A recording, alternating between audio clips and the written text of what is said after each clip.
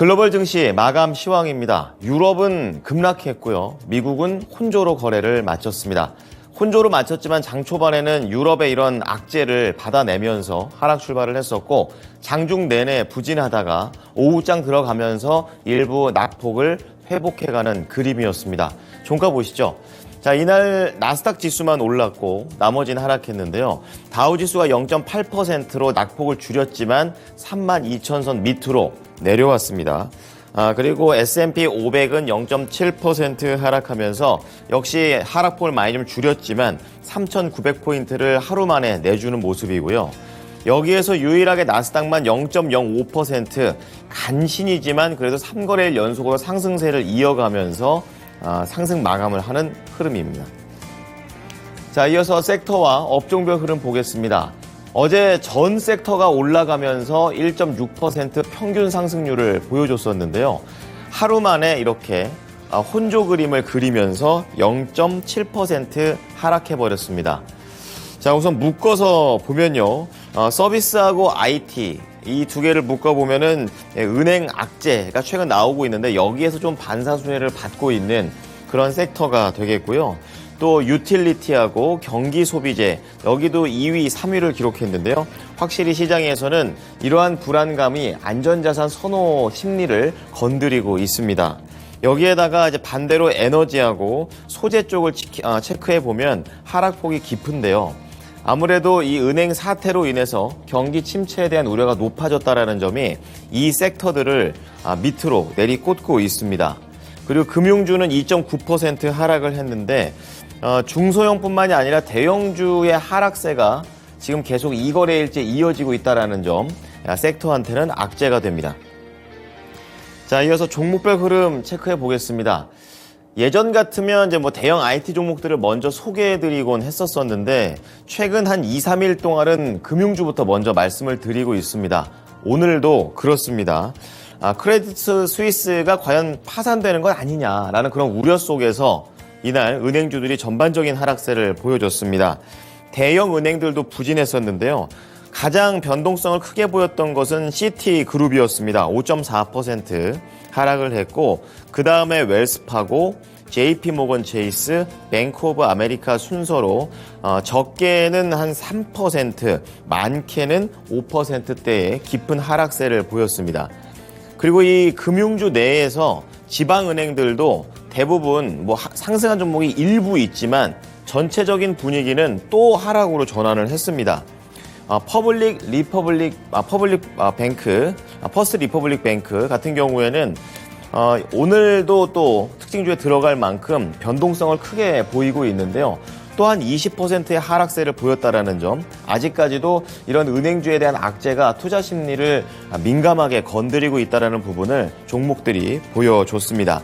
자, 이런 가운데 밑에 보시면 찰스 슈왑이 어제 9% 그리고 오늘 5% 추가 상승세를 보이고 있다는 점은 참 두드러진 흐름인데요. 이 실리콘밸리 사태 이후에 큰 승자가 될 수 있다는 시장의 분석이 나오게 됐다는 점, 찰스 슈왑을 계속 끌어올렸던 재료가 되겠습니다. 위쪽으로 보시게 되면은 대형 IT 종목들이 있습니다. 이제 은행에 비해서 상당히 좀 견조한 그리고 견고한 재무 제표에 대한 매력을 갖고 있다라는 것들이 부각이 됐었고요. 또 간밤에는 은행주가 이게 크게 흔들린 만큼 국채금리 수익률도 크게 하락을 했습니다. 이러한 것도 부담을 많이 지워주게 되면서 대부분의 이제 주요 종목들은 다 올랐습니다. 가장 적게 오른 게 애플 정도인데요. 0.2% 상승이고요. 대부분의 종목들은 1에서 많게는 2%대의 상승세를 보여줬습니다. 자, 그리고 이러한 분위기가 경기 침체로 이어지게 되면서 필수 소비재 그리고 산업재 이런 쪽에는 각각 호재와 악재로서 좀 작용을 하는 모습입니다. 우선 산업재부터 보실 텐데요. 보시다시피 다 하락을 했습니다. 침체에 대한 그런 걱정이 반영이 된 것인데요.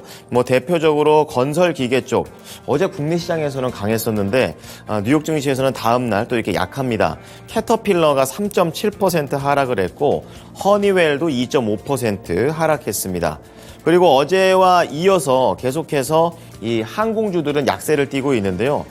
대형주인 보잉이 4.3%나 하락을 했고 중소형 단에서는 그 낙폭이 더 깊습니다. 델타 에어라인과 유나이티드 에어라인이 가장 많이 밀렸는데요. 6%대의 하락률을 보여줬습니다.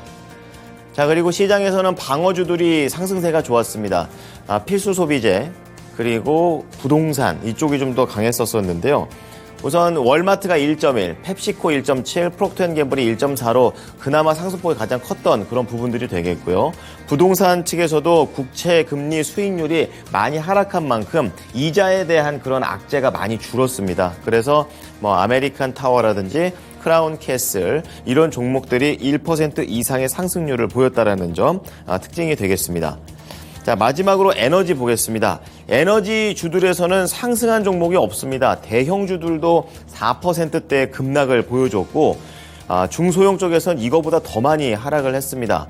잠시 후 말씀을 드리겠지만 이런 침체 우려 때문에 국제 유가가 많이 하락을 했습니다. 이제 다시 한번 $70를 하회해버리는 그런 내용이 나오게 되면서 에너지 관련된 종목들은 전부 밑으로 내려갔습니다. 자, 특징 좀 보겠습니다. 이날 유럽뿐만이 아니라 미국에서도 주요 악재가 됐던 게 바로 크레딧 스위스가 되겠습니다. 재무 건전성의 경고등이 들어왔고요. 그리고 여기에 엎친 데 덮친 격으로 투자 지원에 대한 중지 내용들이 나오게 되면서 하락을 했습니다. 크레디트 스위스는 2022년 연간 결산 보고서를 발표를 했는데요. 이 회계상 내부 통제에서 중대한 약점을 발견했다라고 발표를 했습니다. 안 그래도 이러한 불안감을 미리 안 것인지 모르겠지만 지금 고객 자금이 계속 지속적인 유출이 되고 있었던 터라 이번 발표가 더 악재가 되고 있습니다. 여기에다가 앞서 말씀드렸던 대로 크레디트 스위스의 최대 투자자가 사우디 국립은행이 되겠는데요. 이 추가 재정 지원을 중단한다라는 내용이 나오면서 장중에 더 많이 내려갔다가 다시 약간은 올라오는 내용입니다. 아무래도 올라왔던 것은 미국의 이 SVB 뱅크 사태 때 당국이 이 부분을 커버를 해준 것처럼 스위스 당국에서도 크레디트 스위스의 이런 하락세, 이런 도산에 대한 우려를 커버를 해줬다는 점이 일부 이러한 악재를 상쇄시켰습니다. 하지만 13% 급락했고요. 주당 $2 초반까지 떨어졌습니다.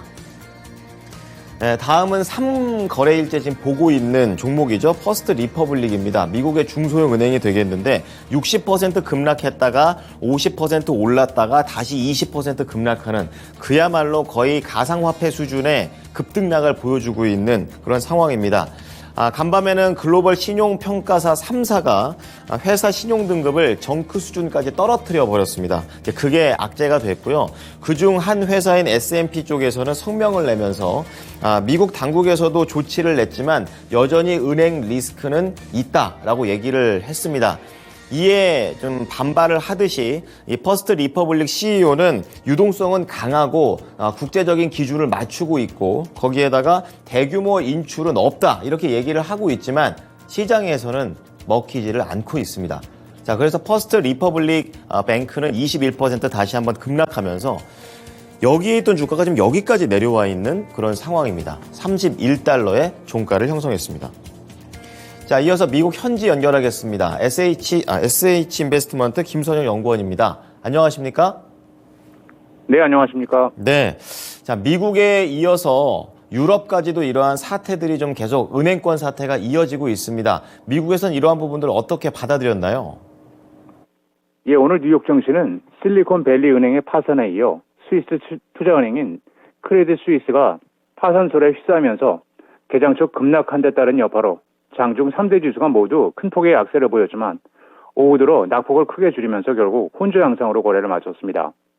크레딧 스위스의 주요 투자사인 사우디 내셔널 뱅크가 더 이상 회사에 추가 금융 지원을 하지 않겠다고 선언한 점이 개장 초 주가 폭락으로 이어졌는데요. 이 은행은 CS의 최대 투자자로서 CS의 추가 금융 지원이 불가능하다고 못 박으면서 추가 금융 지원을 하면 지분 보유 비중이 10%를 넘게 된다는 이유를 댔는데요. 이로써 CS의 주가는 개장 초 큰 폭의 약세를 보였지만 오후 들어 스위스 정부가 개입할 가능성이 높아지면서 낙폭을 크게 줄였고 결국 증시 역시 주가 지수는 낙폭을 줄이면서 거래를 마쳤습니다. 이 같은 금융위기 우려와 지난달 예상을 믿던 2월 생산자 물가지수 결과로 미국 국채금리가 급락하는 등 안전자산 선호 현상이 높아진 하루였는데요. 노동부에 따르면 지난달 생산자 물가지수 PPI 상승률은 전년 동월 대비 4.6%를 기록해 전달에 5.7%보다 낮아졌고 전월 대비로는 0.1%가 하락했는데요. 이것은 시장 예상치였던 0.3% 상승을 믿던 것이었으며 또한 연방 상무부에 따르면 2월 미국의 소매 판매는 전달보다 0.4%가 감소해 4개월 사이 세 번째 감소를 기록했지만 시장 예상과는 일치한 것이라는 분석입니다. 말씀해 주신 대로 예상치에 부합은 했지만 경제 지표가 계속 둔화되고 있다는 점, 또 연준 입장에서는 골머리가 썩을 것 같습니다.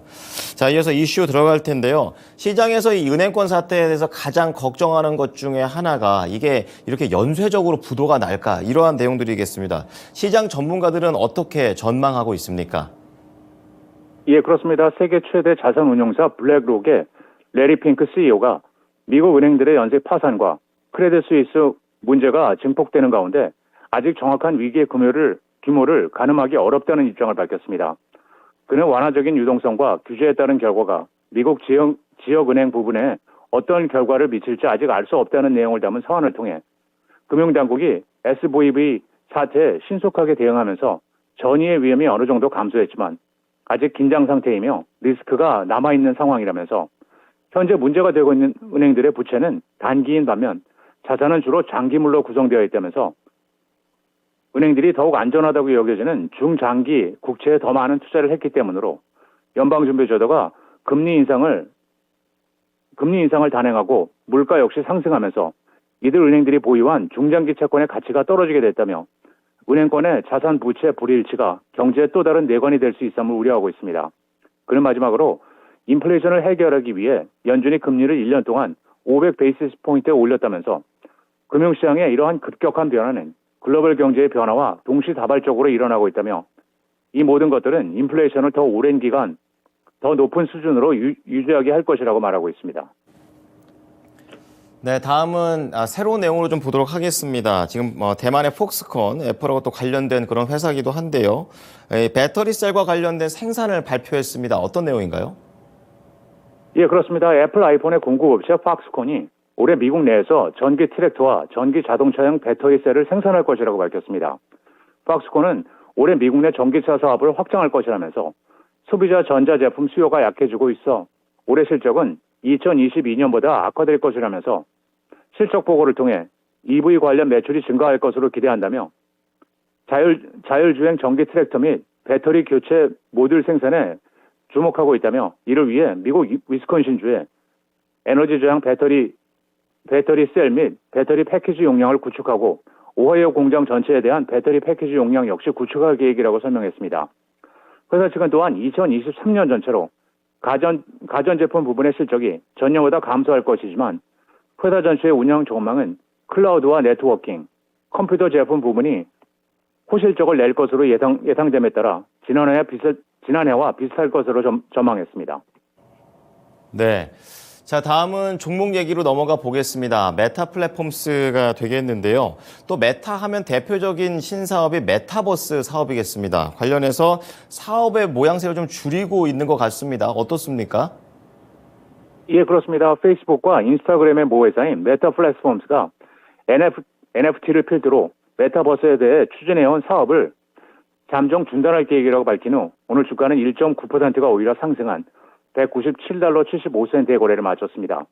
NFT는 암호화폐를 지원하는 분산 기술인 블록체인에 저장하고 거래할 수 있는 데이터인데요.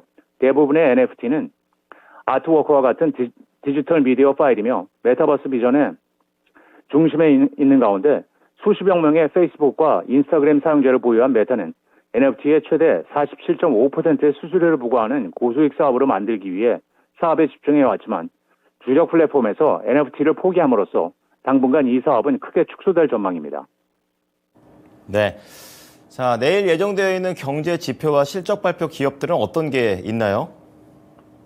예, 마지막으로 내일은 연방 상무부의 2월 주택 착공과 건축 허가 건수가 발표되며 시장 예상은 131만 건의 주택 착공과 134만 건의 허가 건수이며 이어 연방 노동부의 주간 신규 실업상 청구 건수, 필라델피아 연방은행의 3월 관할 지역 제조업 지표가 이어지고 페덱스를 시작으로 시그넷 주얼러스, 윌리엄 소노마, 야마나 골드, 타이탄 머시너리, 헬로그룹, 제이빌, 디자이너 브랜즈, 아카데미 스포츠 앤 아웃도어스, G3 어페럴, 어니스트 컴퍼니, 달러 제너럴, 그리고 트레거 잉크가 지난 분기 실적을 발표합니다.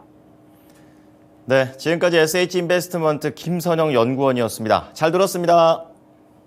네, 감사합니다. 네.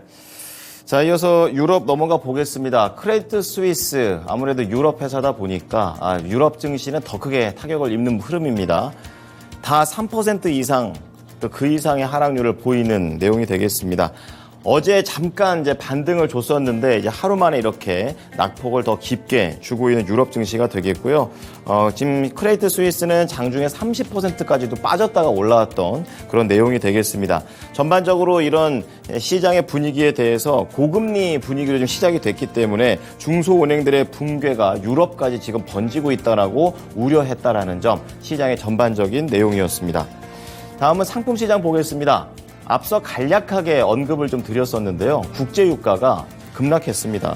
이제 4.3%나 하락하면서 그동안 70에서 80달러를 오갔었는데 그 범위를 깨버렸습니다. 68달러까지 내려와 있고요.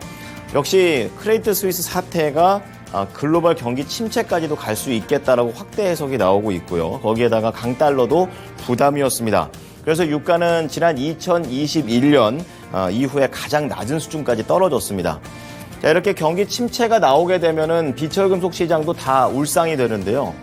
구리 가격이 2.9% 하락했고요. 시장의 분위기가 이렇게 다시 한번 뒤숭숭해지면서 안전자산 선호 현상이 높아졌습니다. 금값이 0.6% 올랐고 10년물 국채금리 수익률 이날 17bp 다시 하락하면서 3.5% 밑으로 내려갔고 금리 인상하고 직접적인 연관성이 있는 단기물인 2년물은 이날 더 크게 한 33bp 정도 하락을 하게 됐습니다.